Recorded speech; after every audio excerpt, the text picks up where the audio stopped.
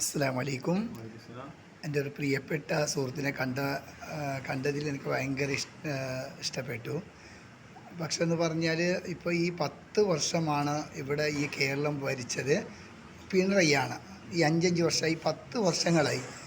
ഇപ്പോൾ നെക്സ്റ്റ് വരുന്നതിൽ ഇവിടെ ഈ കേരളം മുഖ്യമന്ത്രി ഭരിക്കുന്നത് ഏത് പാർട്ടിയാണ് ഒന്ന് പറയാൻ പറ്റുമോ? നമ്മളെ യു.ഡി.എഫ് ഒരു 80 സീറ്റ് 85 സീറ്റ് യു.ഡി.എഫിന് കിട്ടും. ഇപ്പോൾ നമ്മൾ യു.ഡി.എഫ് ഇപ്പോൾ ഭരണം വഹിക്കുന്നത്. എന്തുകൊണ്ട് ഈ 10 വർഷം പിണറായിക്കല്ലേ ഇവിടെ ഇങ്ങനെ മുഖ്യമന്ത്രി ആകാനുള്ള? അത് ആൾക്കാർക്ക് ഒരു മടുക്കുമല്ലേ, എല്ലാം ഭരണം ചേഞ്ച് ആയാലേ നല്ലതാണ്. അതെന്തുകൊണ്ട് അങ്ങനെ ഒരു വിജയം ഉറപ്പില്ല എന്ന് തോന്നുന്ന കാരണം? ആൾക്കാർ ചേഞ്ച് ആയ പോലെ ഇതാണ്. അപ്പോൾ ജനങ്ങൾ എങ്ങനെ വിചാരിച്ചു അങ്ങനെയാണ് നമ്മൾക്ക് ഭരണം ഭരിക്കാൻ പറ്റുമല്ലേ?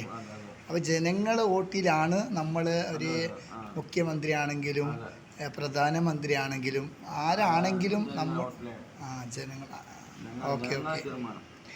ഓക്കെ എൻ്റെ സുഹൃത്ത് പറഞ്ഞ് ചോദിക്കുമ്പോൾ ഈ കേരളം 10 വർഷം ഭരിച്ച പിണറായിയാണ്.